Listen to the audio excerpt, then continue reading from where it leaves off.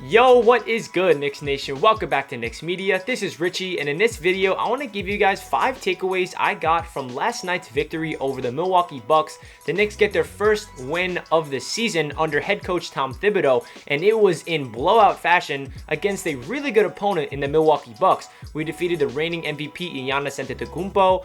The Milwaukee Bucks had the best record in the entire NBA last year, so this is a very impressive victory for the New York Knicks. So I want to give you guys 5 takeaways, and before I hop into the video, I just want to mention, if you guys want to subscribe to the channel, I'm posting Knicks content all throughout the season, previews, reactions, and a lot of content here about the New York Knicks. So make sure you subscribe if you're new to the channel, and hit that thumbs up if you enjoy the video. With that being said, let's jump right into my 5 takeaways. So number 1, which is I think the most important for this New York Knicks team, is Tom Thibodeau and the coaching staff is having their fingerprints all over this team, and you can already tell that they have such an early impact on the squad.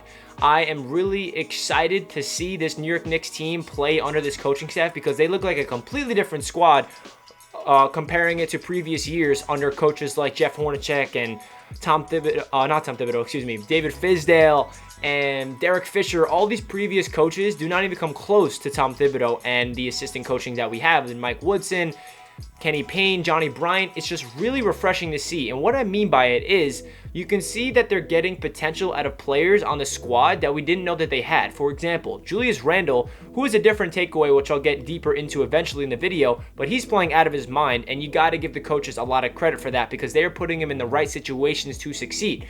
Another example, Kevin Knox. I love what they're doing with Kevin Knox. He's doing way more than just being a shooter from beyond the arc. He is looking good on defense. He is defending players well, contesting the shots, playing good interior defense, and crashing the boards and pushing the pace.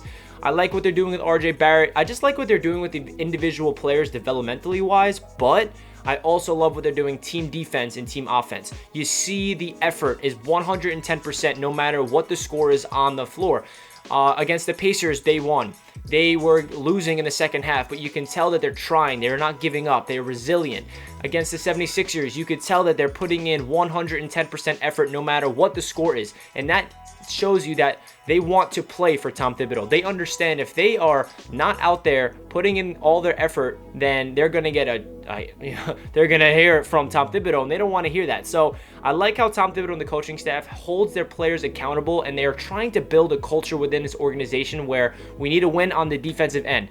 How many times did we hear Tom Thibodeau in training camp say, yeah, we're a defensive-minded team. We're going to pay attention to the detail. Yeah, we understand. Okay, Tom Thibodeau is a defensive-minded coach. Well, let's see what happens. Last night, perfect example. The Milwaukee Bucks struggled from beyond the arc, and that's not going to happen every single game because they were off. They missed a lot of open jump shots, which went in the Knicks' favor, but at the same time, the Knicks were swarming on defense. Mitchell Robinson was playing incredible interior defense, avoided fouling. There was one possession where he just locked down Giannis, and that was really impressive because Giannis is, if not the best, one of the best players at attacking the rim. And Mitchell Robinson held his ground. He just put his hands up and contested it, and Giannis missed it, and he got the board. That's just an example of how they're coaching Mitchell Robinson down low in the paint, because how many times did we see last year Mitchell Robinson fall for a pump fake and foul somebody when he easily just could have put his hands up and be intimidation type of presence down low. So the coaching staff has their fingerprints all over this team, and I'm so excited to see what the coaches do throughout the year. I feel like the Knicks are not going to replicate last night's game every single game for the rest of the year. We have to be realistic here. I do think that that is going to be how the Knicks succeed in the future, is we look back on this game. We need to win on the defensive end of the floor, and it will turn into transition buckets, and it will turn into team basketball. On the offensive side of things, even though Tom Thibodeau is more of a defensive-minded coach, they're playing good offense. They are moving the ball. They are playing team basketball. It's all fluid. The people are moving off the ball, and that's what you want to see from the New York Knicks. You don't want to see ISO ball. You want to see everybody getting their teammates involved. The unselfishness is contagious, and you see them passing it. It's like nobody wants to shoot. It feels like they're all passing the ball. How many times have we watched the Knicks in previous years be stagnant on offense, run the ISO, and it just looks like really bad basketball? I'm not expecting this to be an every single game thing, but it is something to build on, and Knicks fans should be really excited that this happened last night. The Knicks players and coaching staff, the best part about it is Tom Thibodeau is not content. He knows that there's still a lot of work to be done, and he said last night we cannot be overjoyed about one win. There's still a lot of work to be done. Knicks fans, we deserve to be happy because we've never seen a Knicks team dominate a really good opponent like that. So we should be happy and really excited. Knicks players and coaching staff, they should not be satisfied yet, which they're not. So that's a good sign that Tom Thibodeau understands that there's a lot of work to be done and he's not satisfied. So that's my first takeaway, which is Tom Thibodeau and the coaching staff looks like they know what they're doing, and I'm excited to see how this Knicks team looks all throughout the season. My second takeaway is Julius Randle is playing like an all-star. He is playing out of his mind. I am so happy to be wrong about Julius Randle. I know a lot of Knicks fans were on top of Julius, including myself going into the season, saying we drafted Obi Toppin. We need to trade Julius, give all the minutes to Obi. Julius is a bum. He does not get his teammates involved. Well, he is just proving all of us wrong. In the first 3 games, he's the first Knick ever, I'm pretty sure, to average more than 20 points per game, 10 rebounds per game, and 5 assists. Last night, he had 29 points, 14 boards, and 7 assists. He is doing everything. First of all, he's knocking down his shots from beyond the arc, which is extremely impressive. He's facilitating the rock. How many times last year did we see Julius Randle post somebody up in ISO, get triple teamed, and spin move, try to force it and turn the ball over or put up a really bad shot? This year, he's doing the same thing. He's getting the ball in the post, and his mindset's to pass. I could tell his first instinct is to pass, and that is all the kudos to the coaching staff right there. Another big component to Julius Randle's breakout season so far is he is in crazy shape. Tom Thibodeau said throughout the training camp that the people that came into the best shape is Julius Randle and Kevin Knox. And Julius Randle looks like he's slimmed down. You heard last night in the broadcast, Mike Breen and Walt Clyde Frazier kept saying that he looks like Julius Randle slimmed down. He lost a lot of weight.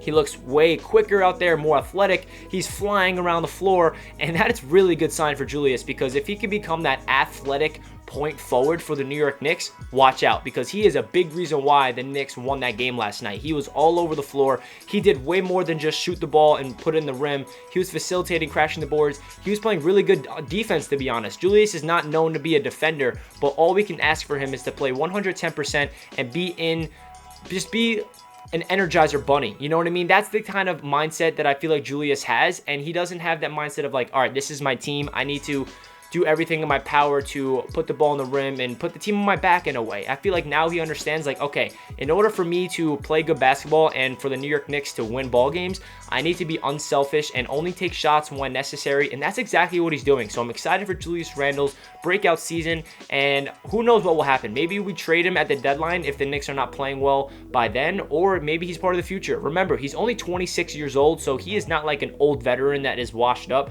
He's still improving, and he played really well for the Lakers and the Pelicans, and when we signed him initially, I was excited. And then last year, every single Knicks fans, including myself, was like, wow, Julius sucks. And I honestly don't think that this is a bad thing for Obi Toppin. I know a lot of Knicks fans are like, oh no, now that Julius is playing well, maybe Obi Toppin's not gonna, maybe that was a bad pick because we have Julius.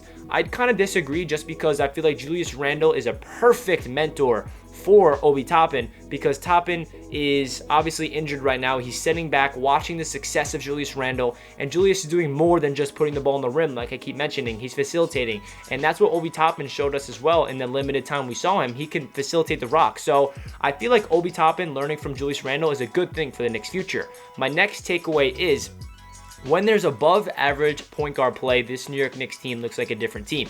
I feel like this is very obvious for any NBA team, but especially the New York Knicks, because we've been slacking on the point guard position for so many years. Last night, Elfrid Payton had a crazy game, 27 points, and shot really efficiently, got the ball in his teammates' hands, and this Knicks team looked really good. We need to have consistent point guard play. I'm not expecting Elfrid Payton to keep this up throughout the season. I don't think he's going to average anywhere close to 20 plus points per game and what he did last night. But what I'm trying to say is, when there's a point guard on the floor that is playing fluid basketball, that's getting his teammates involved and is putting the ball in the rim and is a threat on offense, that is when the Knicks look like a good basketball team. So hopefully that they can build on that. Another player that looked well off the bench last night was Frank Ntilikina. He was 4 for 4 from beyond the arc. He shot with confidence. He was getting the ball in his teammates' hands, and he played lockdown defense. So when the Knicks have really good point guard play, the Knicks play good basketball. We're waiting for Emmanuel quickly to come back, because he looks like a guy that can provide that spark on that point guard position for the future. But last night, Elfrid Payton and Frank Ntilikina showed up, and that's a big sign for the Knicks' future. Another takeaway I have is Alec Burks was a great signing. We signed him to a $6 million contract, and he's playing like he deserves way more than that. He is lights out from beyond the arc. He comes off the bench, and it looks like every single shot he takes, it goes in. Every time he takes a jump shot, I'm like, that's in, and then it goes in. He shot like 4 for 5 from downtown last night. I can't even imagine what his percentage is for the season so far, but what a great signing from Leon Rose. They deserve a lot of credit. I kind of wish we got him for a little more years, but you can't complain because maybe he's one of those Marcus Morris type of guys where he lights it up all throughout the season, and then we trade him for a first or late second round pick, multiple second round picks rather. Who knows? Or Alec Burks is part of the future because he's only a 28-year-old. He's a veteran, but he's not like an old veteran, and maybe he can be a long-term answer for that bench spot because we need a volume shooter off the bench, and Alec Burks provides that role. Another takeaway I have is RJ Barrett is still a bully. We know RJ Barrett had a really nightmare of a game against the 76ers. He's been very interesting throughout the season. His first game of the year was phenomenal. Everybody was hyping him up, including myself, saying like, this is RJ Barrett's year to break out. Wow, he looks so efficient. He looks so comfortable. And then we saw him against the Sixers, and it was beyond terrible. He bounces back, and he looks like a guy that is still a bully. He struggled beyond the arc. He has not hit a three-point shot since the opening night, but that will come. He still lights out from mid-range. He's still a bully when he's driving to the rim. He absorbs contact and finishes at the rim with ease, and he is crashing the boards. He is facilitating the rock, and he is playing really good defense. RJ Barrett is not a guy that's going to be the lights-out shooter for the Knicks. We do not need him to do that. If he can be consistent from mid-range, if he can knock down his free throws and can drive to the rim consistently, we are in good hands. So RJ Barrett, I'm excited for him. He bounced back in really good fashion with 17 points, 8 boards, and around 4 or 5 assists. That's what I feel like RJ Barrett's going to do this year. He's going to have games where he lights it up. He's going to have games where he struggles, and he's going to have games like last night where he shoots. He wasn't so efficient last night, but he did what he needed to do in order to get this Knicks team in victory formation. I know there's no victory formation in basketball, but still, I'm going to say that because the Knicks won a game against the Milwaukee Bucks. That does it for my 5 takeaways. Let me know some takeaways down below in the comment section and any type of takeaways you have for the New York Knicks because we should be excited. Knicks fans deserve to milk this victory because we did not defeat a bad team. We defeated the Milwaukee Bucks with Giannis Antetokounmpo. We should be very excited. So again, let me know down below in the comment section your thoughts of this video and some of your takeaways. Hit that thumbs up if you enjoyed. That does it for this one. I'll catch you guys in my next video. Let's go Knicks. Peace out.